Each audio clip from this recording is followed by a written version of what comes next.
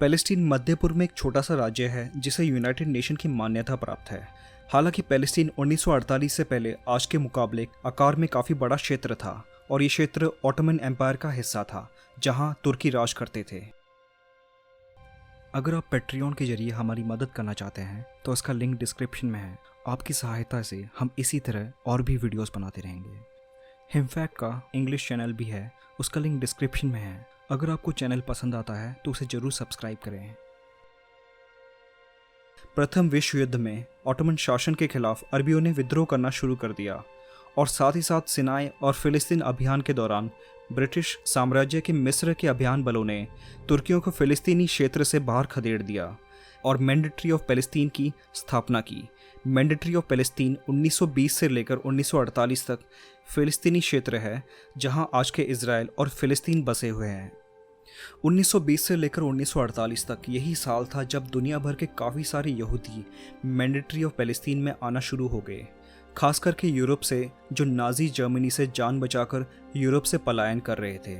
ऐसा नहीं है कि 1920 से पहले पैलेस्तीन में यहूदियों की आबादी बिल्कुल भी नहीं थी।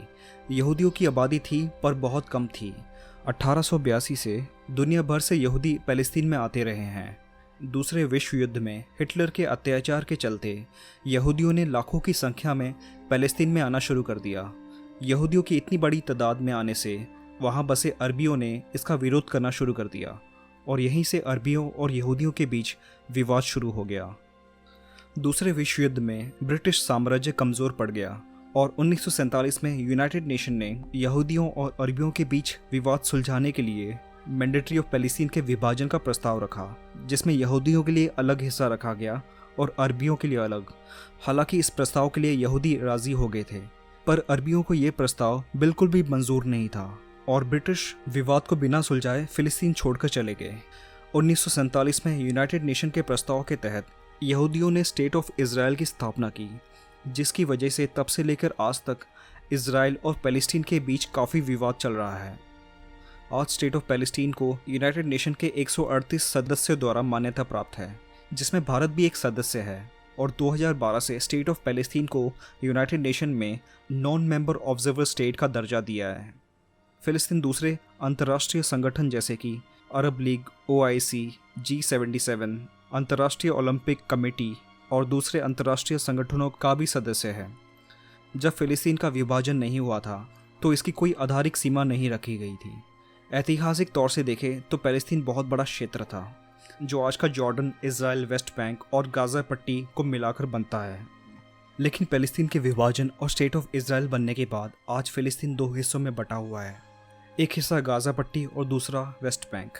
आज इन दोनों क्षेत्रों को मिलाकर फिलिस्तीन का कुल क्षेत्रफल 6000 वर्ग किलोमीटर है, जो आज के स्टेट ऑफ इजराइल की तुलना में काफ़ी छोटा है। गाज़ा पट्टी और वेस्ट बैंक ये दोनों अलग अलग क्षेत्र है क्योंकि इन दोनों के बीच स्टेट ऑफ इजराइल है। गाज़ा पट्टी इजिप्ट के सिनाई पेनिनसुला और मेडिटेरेनियन सी समुद्र से सटा हुआ है और वेस्ट बैंक जॉर्डन से सटा हुआ इलाका है। इन दोनों में से सबसे बड़ा क्षेत्र वेस्ट बैंक है, जिसका आकार लगभग 5500 वर्ग किलोमीटर है। गाज़ा पट्टी के 365 वर्ग किलोमीटर के आकार के हिसाब से ये काफ़ी बड़ा है। जॉर्डन और वेस्ट बैंक के बीच डेड सी है। इसे डेड सी इसलिए कहा जाता है क्योंकि इसमें नमक की ज़्यादा मात्रा होने की वजह से इस समुद्र में मछलियाँ और पौधे नहीं पाए जाते। हालांकि पैलेस्तीन अपनी राजधानी जेरूसलम को मानता है, पर इसका प्रशासनिक केंद्र वर्तमान में रामल्ला में स्थित है।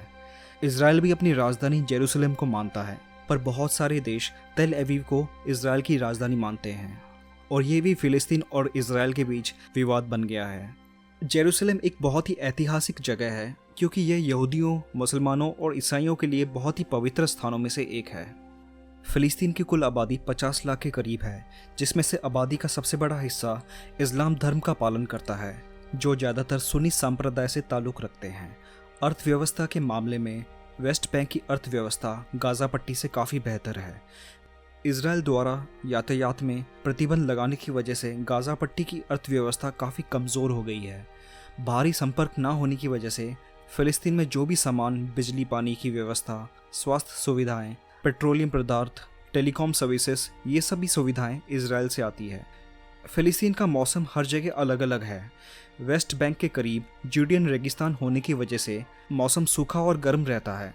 इस वक्त फ़िलिस्तीन कई पर्यावरणीय मुद्दों से जूझ रहा है, जैसे desertification, salinization of fresh water, sewage treatment, पानी से पैदा होने वाली बीमारियाँ, सॉइल डिग्रेडेशन और depletion and contamination of ground water resources.